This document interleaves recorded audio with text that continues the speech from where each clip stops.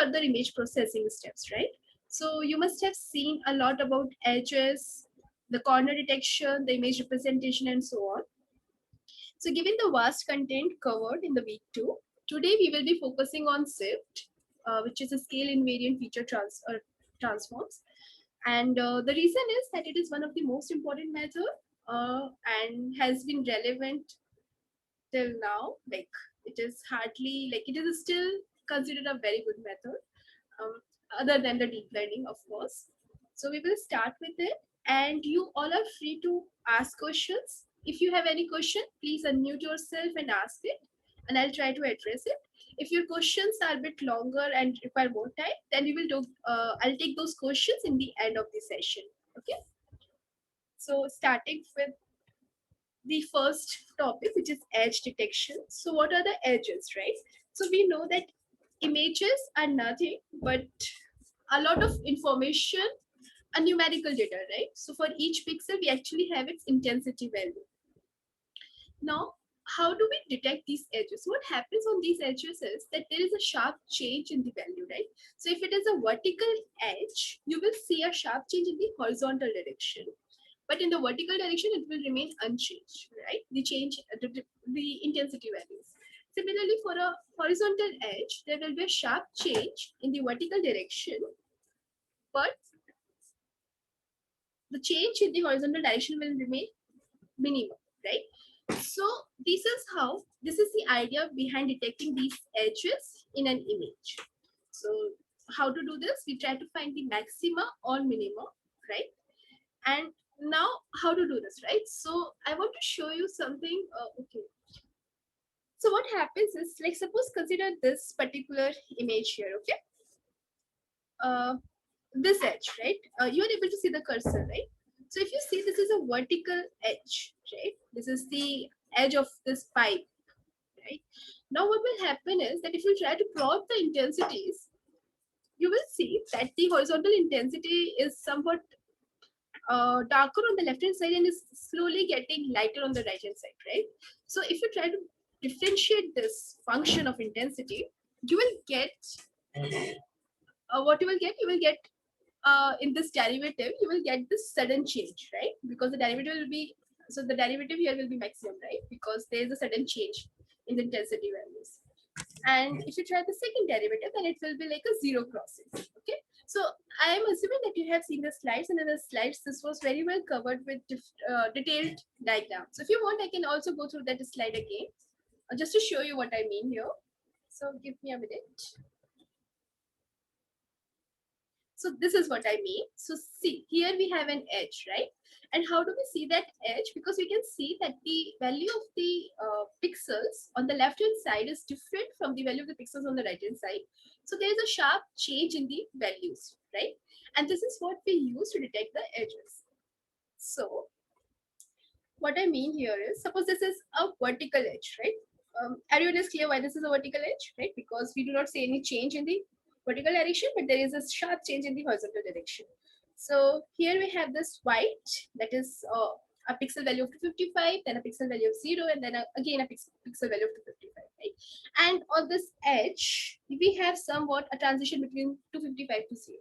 So if we try to plot this intensity function, we can see that this goes from strong, the maximum value, then it decreases suddenly to the minimum value, then it suddenly increases to the maximum value, and that's it, right?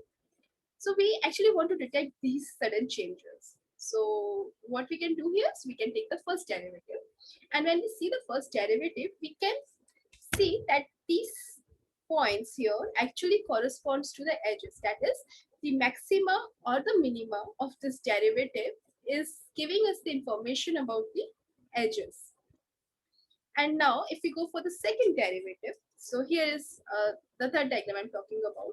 So talking about this vertical image again. So considering the people are still trying. So considering this last column here, we can see that this first graph is representing the change in the intensity values. The second graph is the graph of the first derivative of this intensity function. And the third graph represents the second derivative of the intensity function, which means the derivative of the first derivative itself, right? And here you can see the point where this second derivative is crossing the 0 is the point of our edge. Okay, so that's what I mean here. So finding the maxima or minima detection for the first derivative, or finding the 0 crossings in the second derivative. So how to do this? So now we know that images are more like a discrete values, right? So they have this intensity value at each pixel. So for that, we can now try to use this convolution operators, and using these convolution operators, we'll try to compute these gradients. So what we will do here is, these are two Sobel operators given. Okay, so again going back to the slides here. So how to do this derivatives, right? So we try to find, sorry, okay, so we try to find the derivatives, right? So how can we do it? We will try to use this formula, right? I think everyone is familiar with this formula of the differentiation, which is like when limit epsilon tending to 0, you can compute the difference of x plus epsilon and x, the value of the function at x plus epsilon and x, and then you divide it by the epsilon. And as epsilon tends to 0, this form will give you the derivative of the function at x. Okay, so here, so this is what we mean by, right? So if we are just looking at one pixel ahead, so what we will do is that we will look at the next pixel value, and we'll look at the current pixel value, the difference of these two pixel values divided by 1, because the difference here is 1, right? The epsilon here is 1. And this is how the filters are being formed, right? So looking at this specific image, you can see we have this -1 and 1, right? What it means, when you will put it at a current pixel, it will add the value of the next pixel and it will subtract the value of the current pixel, right? And that will give you the difference, and this will give you the gradient in the horizontal direction, right? Which will help you in finding the vertical edges, right? Somewhat vertical edges. And if you use an operator like -1 and 1, but a column vector here again, in that case, it will help you in finding the vertical gradients, which means you will detect more the horizontal edges, right? So you can see here, right? In this image, we are able to highlight all the edges which are somewhat straight. And in the first image, we are able to highlight the edges which are more or like less vertical, okay? So similar to these basic operators, we have other operators. The one being is the Sobel operator. And for the Sobel operator is defined as this. So to compute the gradient in the S direction, we will convert the image with this filter. And to find the gradient in the Y direction, we will convert the image using the transpose of the GX, right? Now, once we have computed the gradient of a pixel, both in the X direction and Y direction, we can compute the net magnitude of the gradient at a pixel G, at a pixel's location X and Y, using the formula this, right? This is nothing but, this is how you compute the norm of a vector, right? Where the vector is being defined as the, it's a two-dimensional vector with G's and Gy as its elements, right? So here the G will be this, and that will be Gx square plus Gy square. And the angle of the gradient will be defined as tan inverse of Gy by Gx, right?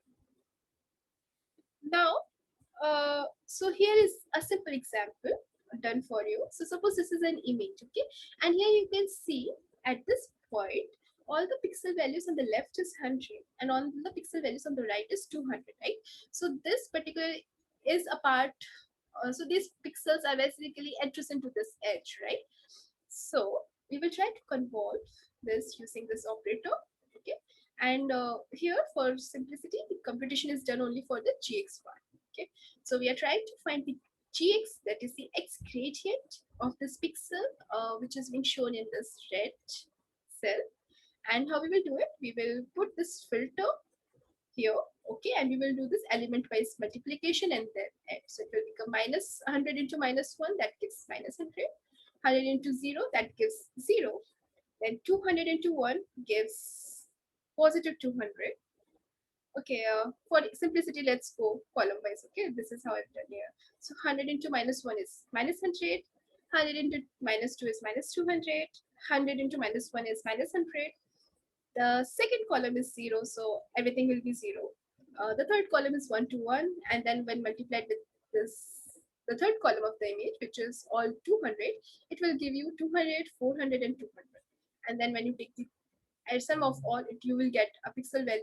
You will get this GX as 400, right? Similarly, you do it for G1, okay? And then using the GX and the GY magnitude, you compute the net gradient magnitude G using this formula, and the angle of the gradient using the tan inverse of the GY and GX. Okay.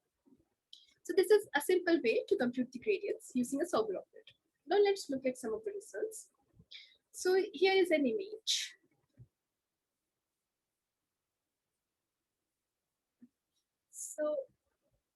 So here is the image on which we try to apply the Sobel operator.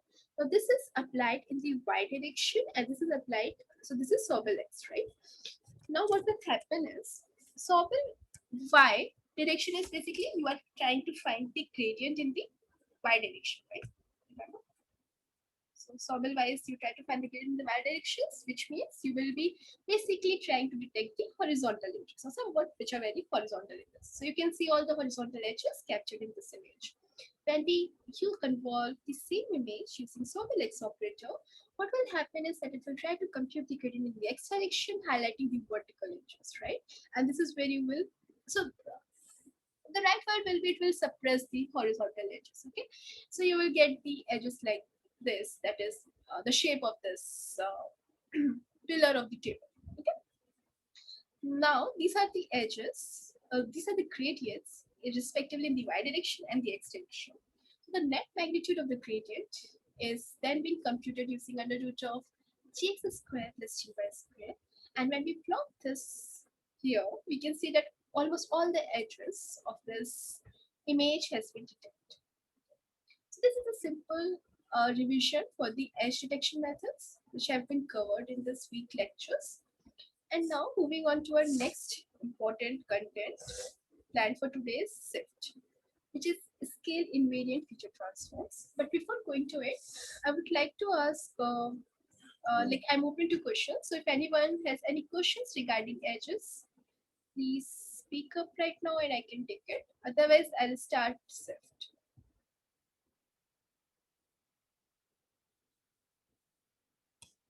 Any questions? Okay, perfect then.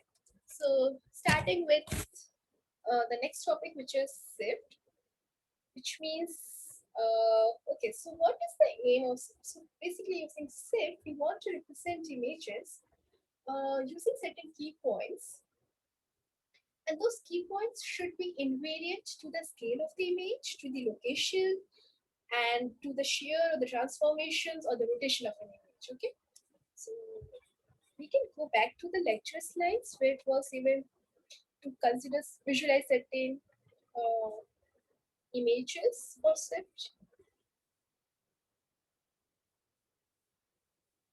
So here, so what I mean is that these are two images, right, of the same drum. The second image is slightly rotated and scaled down, okay, and still we want, but these two images are still same, right? So these two images should have the same set of SIFT features, right? So how can we define it? So what we do is that we try to find these features in an image which remains invariant to this rotation, the scaling down, or if there is any other transformations done. Okay, so here you see the features which are represented both by the red and the green arrows. So you will see that these features are present in both these images, right? And this is what the SIFT has been able to find. And based on these features, we can say that these two images are matching, right? Or we can use these features to realign these images. So coming to what SIFT is, a simple revision of the SIFT. So SIFT is basically used to do this scale space extrema detection. So what it means is that we are interested in detecting certain interesting points in an image which can be invariant to different transformations. The transformations can be scaling, the orientation of the image, or the shear, slightly, the image being sheared, and what we will be using is, we will be using difference of Gaussians, which is an approximation of Laplacian of Gaussian, right? This has already been covered in the lecture. If there are any doubts, please let me know. Now, coming to this, the second step will be, once we have used this scale space extrema detection, the next point will be to localize the key points in this scale space, okay, and but select the ones based on certain stability criteria, which we will see. And once we have done these two things, we will try to also use the orientation, the image gradients in the local neighborhood of each key point to assign it the orientation. And then we will finally try to describe our key points so that we can use it for matching across images. Okay. So starting with the step 1 here, which is a scale space extrema detection. So just a small detour, what Gaussian looks like. This is the Gaussian. It's a two-dimensional Gaussian here, okay, with the sigma as the standard deviation, and you can so sorry. So here we can see this is 1 by 2 pi sigma square e to the power minus x square plus y square by 2 sigma square, where x and y will be the location of the pixel and sigma is some value which is defining this Gaussian, right? So what we will try to do is, we have this image, okay? So suppose this is our image. We convolve it with the Gaussian, okay? Maybe the better slide will be to look at this point. So we have this image of a basketball here, okay? And what we will try to do is, we will try to create a scale space. What I mean by scale space is that how can we have the image at different scales? Okay, so that is what scale space means, right? So it is a collection of octaves.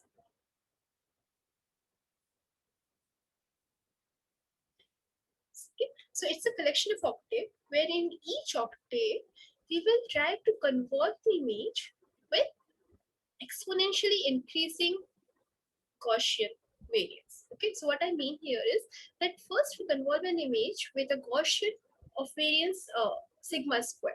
Okay, then we will convert the same image with a Gaussian, which is with a Gaussian of variance equal to k times of sigma square. Okay, so it's a k multiple of the previous Gaussian's variance. Similarly, we will try to do it so on, and that will, we will keep on doing this. That will decide the number of images we are getting in one octave. Okay, now to create the second octave, so what is the idea of second octave is that to get the image at different scales or subsample these images. So one idea is that we can subsample it, or the second idea, computationally efficient, is that convolving the same image with a Gaussian of 2 sigma as the standard deviation here. Okay, so we will use it here as 2 sigma. And then for the second octave, now we will keep on multiplying the standard deviation with k. So for the second Gaussian, for the second image, it will be a Gaussian with 2k sigma. Then the third will be g of 2k square sigma, and so on. So this will result in this scale space. Okay, so this is my first octave. This is going to be a second octave. In each octave, what we have done, we have basically convolved the image with the Gaussians of different variances, where the variances goes in the order like sigma square, k square sigma square, sorry, and so on, right? And for the second octave, we will again do it, but we will, instead of using sigma, we will replace it with 2 sigma and keep on going, and so on. Okay, so we, in this way, we can have multiple octaves and we can have multiple images in each octave. Once we have created this, we will use the difference of Gaussians. So you know, so if you can see, right, in each octave, all these images are nothing but the Gaussian of the original image, right? And now we will try to take the difference between these consecutive images here, okay? And that we will call as difference of Gaussian. So once we have this difference of Gaussians, we will now use it to detect our extreme. Okay? So this is how the mathematical it will be written. So difference of a Gaussian at a location xy will be basically the image xy convolved with Gaussian with variance of sigma square minus image convolved with Gaussian with the variance of k sigma square. Okay. So this difference is what this difference in portion is representing here, okay? And then we will use this scale space to detect the extremas. So how we will do that? It's very simple. Now we will look at a pair of 3 consecutive images in each octave, and we will try to select the extreme. So for each pixel, we will be looking actually 8 neighboring pixels in the current feature, like in current map, and then 9 in the above and 9 in the below. Okay, and this will account to how much? 9 plus 9 plus 8, right? Which is 26. So you see in a set of these 26 neighboring pixels, we will try to see if this center pixel is a maximum. If it is, then we will consider it. If not, then we will not consider it. Okay. So this is how we are using this scale space to detect our extremes. Okay. Now, once we have this scale space extrema detection here, so this is how it practically looks, right? So when scale is 0, that means this is the original image. There is no blurring added, no Gaussian and anything.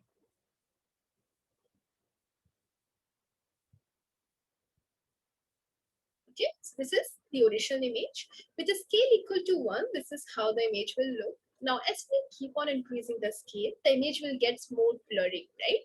So this is how it is looking with the scale equal to 4, then scale equal to 16, then 64, then to 56, right? You can see the value of k here, right? The k is 4. So this sigma is 1. So sigma is 1. For the next will be k sigma, which is 4. For the next will be k square sigma, so it will be 16. Then it will be k cube sigma, which will be 64, and so on. Okay. Please ask doubts. If you have any question or anything, just feel free to ask. Okay, now this is another visualization of how this space, scale space looks like. So this is the image of a child here, and this is the first octave. If you see clearly, you will see the last image to be very sharp, right? And as we are going up in the octave, the image is getting a bit blurry, right? Because we are convolving with the caution of increasing the scale. For the second octave, we have basically subsampled image, right? This can be achieved by using Gaussian with 2 sigma. So the same impact you will get, the same effect it will have. And this is the second octave, and similarly we will have the third octave and so on. Okay, and now we will use these octaves to find the extremas. Okay, so this I have covered. Now what will happen is that once we have find these extremas,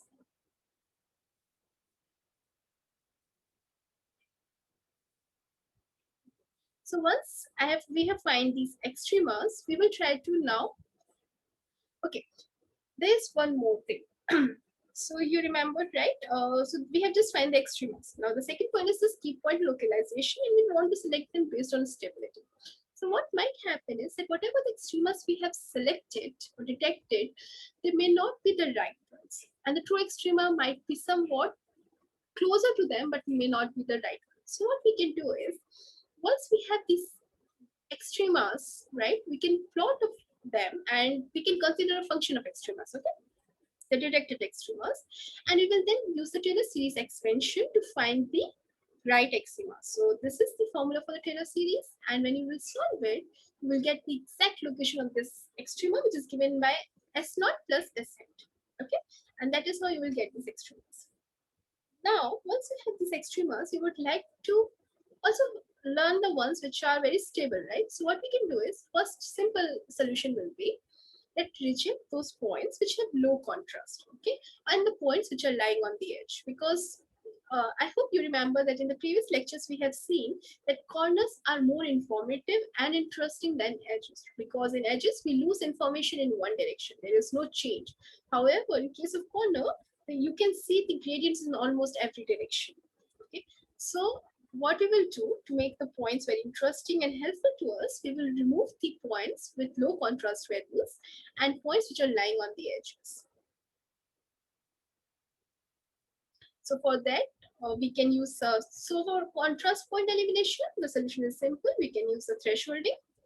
But for edge elimination, we have to do something smart. This will be very similar to Harris corner detector, but with a different approach slightly. So what we will do here is, we will compute the Hessian So Hessian is nothing but the second order derivative, right? So once you have this Hessian matrix, you will try to compute this ratio here of this Hessian, which is trace squared by the determinant of Hessian, and then you will threshold it based on certain value, right? So if the value is greater than a threshold, we will ignore it. So making sure that we only consider the points which are corners and not the edges. Okay. Once we have done all this key point localization, that is, we have selected the points in this scale space extrema and have removed the low contrast points as well as the points which are lying on the edges, we would like to capture their orientation information.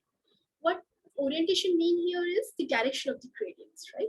So now, instead of looking at the gradient of the exact key point, we will be looking at the local neighborhood of that key point to compute the gradients. So how we will do this? So this we all know, right? This is how we compute the magnitude. This is how we compute the angle. And once, so let's look at this picture, right? Now suppose this is the neighborhood, the local neighborhood of my key point, whatever the key point we have detected in the image. And so neighborhood, okay, how to define a neighborhood? So we can use maybe like, say we can consider a region of 16 by 16 pixels around the key point. Okay, that will be the local region here. Now in each cell of this so in each cell of this neighborhood, we will compute the gradient magnitude and its direction. Okay, and once we have computed the gradient magnitude and direction, we can create a histogram, right? Something similar to fog, histogram of gradients we have seen. So what we will do is, when we're computing this histogram gradients, we will be taking two things into notation, two things for winning. One is the magnitude of that gradient. So the points with lesser magnitude of gradient will be given less priority while getting this histogram. Similarly, we also want that the points which are far away from the key point should be given less priority over the points which are nearby to the key point. So for that, we will use this Gaussian function, and this Gaussian function will help us in giving weights to different points depending on the distance from the key point. So based on the distance and the magnitude of the gradient, we will compute this histogram of gradients. So here's the simple approach. We have this local neighborhood. Now the local neighborhood of the key point, we will compute the gradient and the magnitude at each cell. Now we will divide this local neighborhood of 16 cross 16 into 4 quadrants. Okay, and then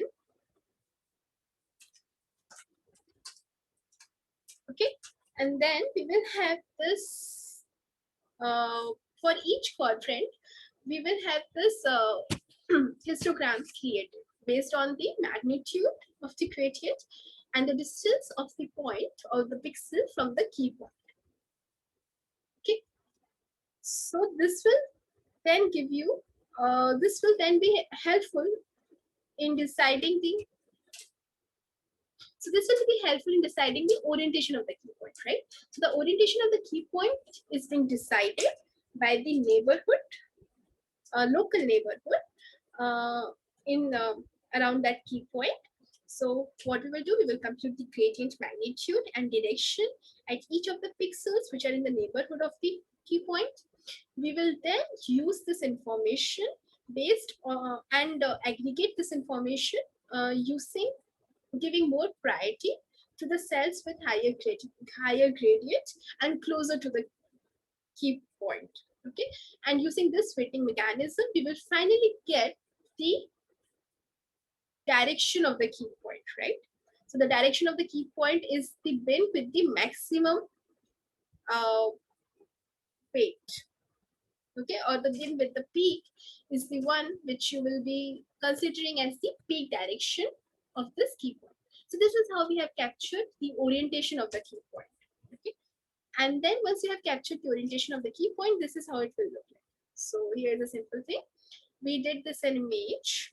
Okay, we did this difference of Gaussians, and we get this image, right? Now here, if you see, we can see a large set of arrows orient and of varying lengths. So what does this mean? In this image, we detected a lot of key points. Okay, and now each key point is represented by an arrow, uh, which is pointing in the direction of its gradient. That is the orientation. Sorry, not the gradient. The right word is the orientation.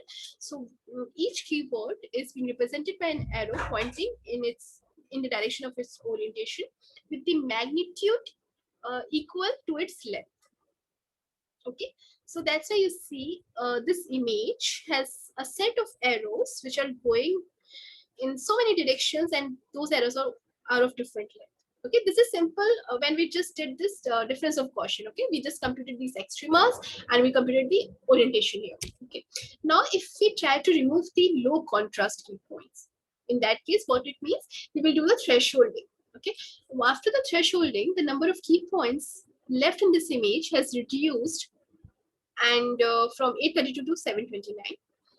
And then once these key points have been reduced, we can also try to remove the points which are lying on the edges. Okay, and for that we will be doing this testing ratio on the Hessian. Okay, so if you look here closely in this image, you will see that there are so many points here, right? So many arrows going in this direction, which are basically covering the edges. And once we did this testing ratio, what happened is that all these arrows which were lying on an edge has been removed. Okay, and then the last comes is that how to describe these key points. So once we have all these key points, we want to describe them for image matching, image alignments, and so on, right? So for that, what we will do is, now we will consider a 16 by 16 window around the key point, and we will okay, don't go here. It looks like 8 by 8. That is just for illustration. Actually, it is 16 by 16 window, centering at the key point, and then we will partition the 16 by 16 window into 4 quadrants. Okay, and in each quadrant, we will compute this histogram of gradients, right? Once we have this histogram of gradients in each quadrant,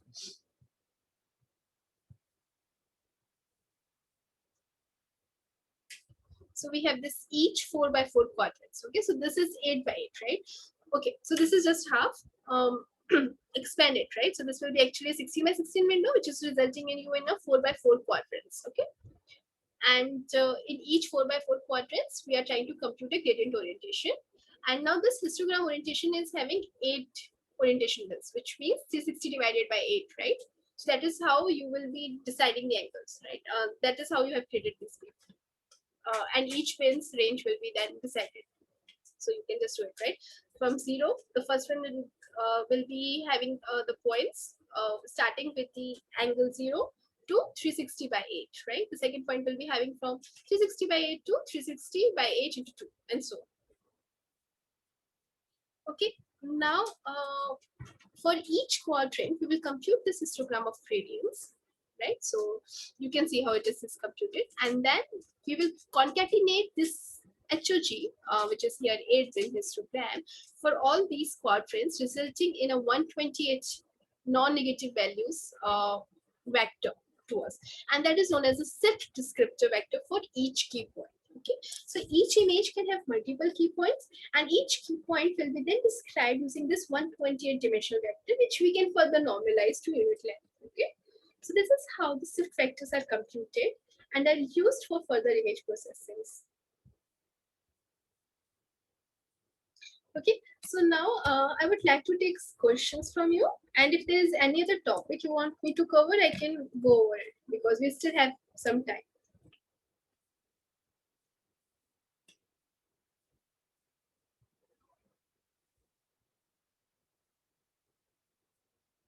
Okay, since we are left with some time, I would like to cover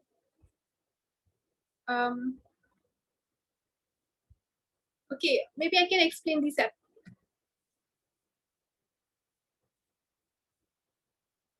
So since there are no questions, then let me talk to you further about this SIFT applications here. So this is how effective SIFT is. So basically here we have an image, okay, and you can see in the background, right? These are the key points detected, and these are the key points detected in the daytime. Now this is an image of the same location taken at different time of the day, during the late hours, and still the same set of the key points are detected, right? And if we try to match these set of key points in these two images, we can say that the location in this image is same as the location here. Okay, so this is how effective the SIFT features are. They are invariant to the illumination. Okay, and they're very fast and efficient and can run in real time. Another example is this simple Mars rover images, where you can see that the key points selected here and here can be matched. Then, like, okay, these are some results here. Then another simple example is that this is an image of a book, focusing on the book. This is another image where the book is being, the image is having so many objects other than book, and there is also, but and also the angle of the book has changed, right? Here it is, you are capturing the image from top down. Here the image is being captured from the side. Okay, and still you will see that the features which you are getting here remains the same. So this shows that set is also invariant to the scale of the object, to the translation and rotation. Okay, now where you can use SIFT features. So one such application is this image stitching. Suppose we have these two images, okay, and we want to stitch them to come up with one single image which is capturing a wide area. So for that, what we will do is, what can be a general idea? A general idea can be that we first need to find the points which matches the exact point on this image, right? We want to match these two peaks so that we know that, okay, these two peaks should be aligned while matching. Okay, so how can we do it, right? So for that, what we will do is we will compute the SIFT features and see. So all these features are being computed individually in these images. Okay? And now, given the SIFT features of image 1 and image 2, we will do this point-wise matching of these SIFT features and see which point is being matching to which point in the other image. Okay, and this is how it works, right? So you can see that the SIFT feature of this key point at the tip of the mountain in image 1 is matching to the SIFT feature of the same mountain top in the second image, but from a different perspective. Okay, and this is how you will try to match these key points. And once these key points are matched, we know how to overlap this image with this image to get a wider image. So this is known as image stitching. And using the SIFT SIFT features and aligning these features with each other, we can then stitch these two images together to get this final image. Okay, this is one application of the SIFT here. So we have detected feature points in both the images. We have found corresponding pairs of feature points, and then the pairs have been aligned in these images to do the image stitching.